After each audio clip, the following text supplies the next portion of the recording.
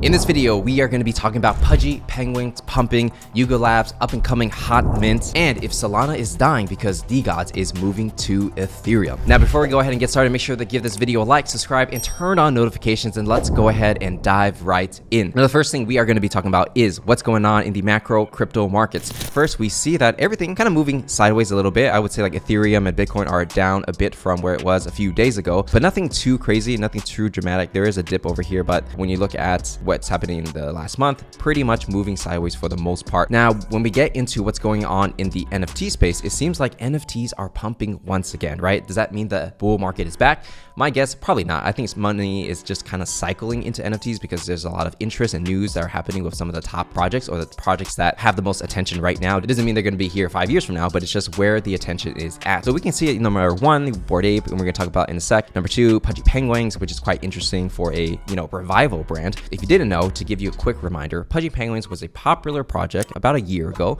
There wasn't really much to it. And then eventually the person or the people that created the brand, they sold it to another company led by Luca Netz, which is becoming a more prominent figure in NFTs these days. And he's taking his own money and maybe VC money, I'm not really sure. And he is basically trying to revive this brand and he's trying to make it into the next something, right? So over the past week, Pudgy Penguins was at a 4.4 ETH and then now it's pumping all the way to 7, literally just in 1 week, which is pretty insane. Just 30 days ago, the floor price was 3 ETH. Now it's all the way up to 7.23, right? So it definitely more than doubled. So what's causing the price to increase so dramatically over the past 30 days? So my personal opinion, and again, this is opinion, it's not financial advice and doesn't mean I'm absolutely right. It's just a opinion. Number one, Luca Netz has been doing a lot of interviews where he did one with Frank Degods and GMI, not gonna make it, with Champs Only and K Money, shout out to them. And he's been appearing on many different podcasts trying to tell the story, especially when it comes to a business narrative, right? And one interesting thing that I noticed that Pudgy Penguins did is they actually started a YouTube channel. So this YouTube channel is called Building in Public. So obviously they are literally building in public, which is a very NFT Web3 kind of thing to say. If you ever watch like Gary Vee,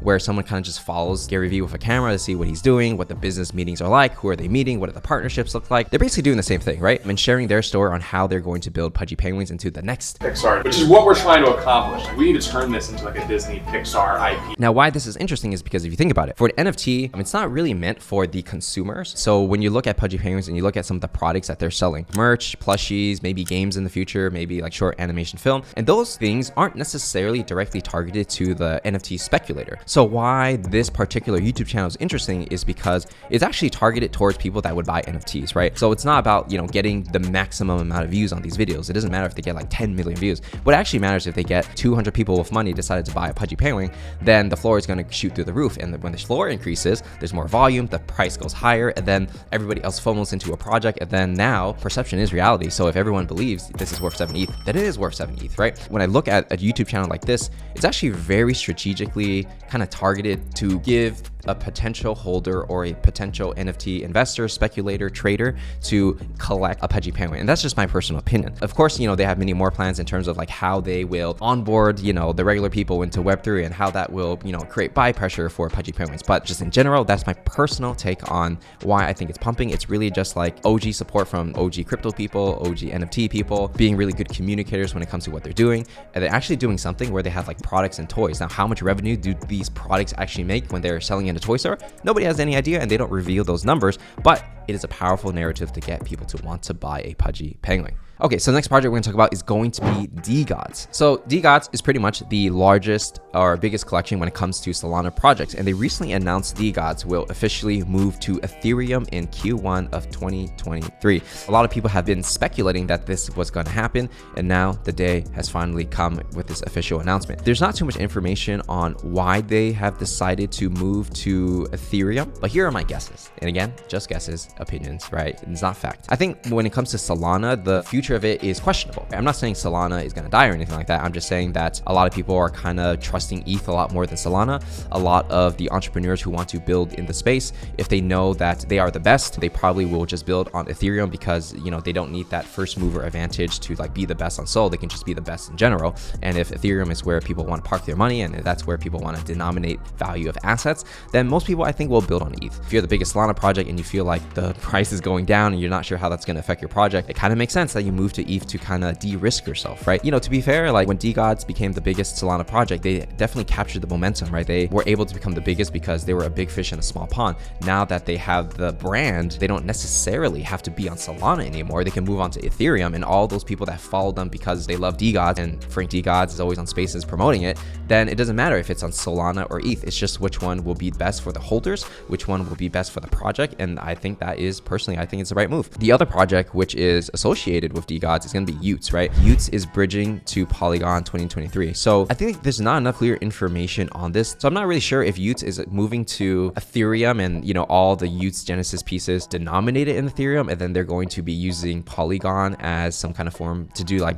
microtransactions. But long story short, they're still going to be on Ethereum because Polygon is built on top of Ethereum anyways, right? All right, next project we're going to talk about is one of the top NFT projects when it comes to Ethereum, and that's going to be Yuga Labs, Bored Ape Yacht Club, Mutant Ape Yacht Club. So let's get into it, right? Over the past week, Bored Ape recently launched this teaser where it kind of is like a short animation of like promoting their next mint. A lot of people didn't really like the way the teaser was done. For me, you know, from an aesthetic standpoint, storytelling standpoint, and like the humor, it definitely made a shock in terms of like people talk about it. Some people like it, some people don't like it, but it definitely makes noise, and attention runs the economy. When you get into the website of what's going on, it's the trial of Jimmy on December 21st. So that's when the teaser launched. And then on December 28th, which is today, something is going to happen. And then on January 11th, they are going to mint. So when we're looking at the analytics of Mutant Apes, it definitely pumped from 15 ETH to 16.69 ETH just based on that news. Bored Ape pumped quite a bit more from 69 ETH to 78. So that's like almost like 9 ETH pump difference, right? The news is speculative. Probably like if you have a Mutant Ape or Bored Ape, maybe you will be able to mint this next thing. What will the next thing be? Will it have value? Does it connect to other sides?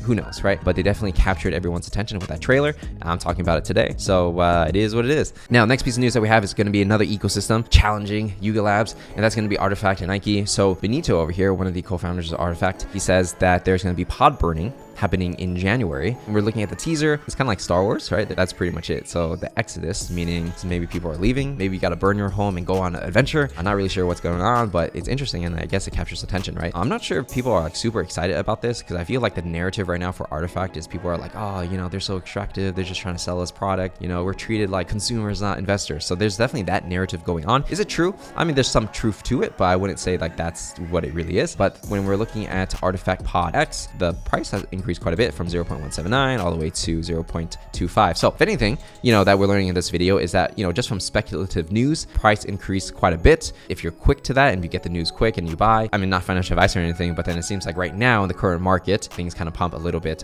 because of that news. And that's how it's always been, honestly, especially during a bull market. With just any kind of piece of news, everything goes crazy. But during a bear, maybe it'll just pump like 30% or something like that. And again, not financial advice. Don't use it for trading. Okay, so with that said, that is everything we got to cover for this video. If you enjoyed it, make sure to give it a like, subscribe, and turn on notifications, and I will see you in the next one.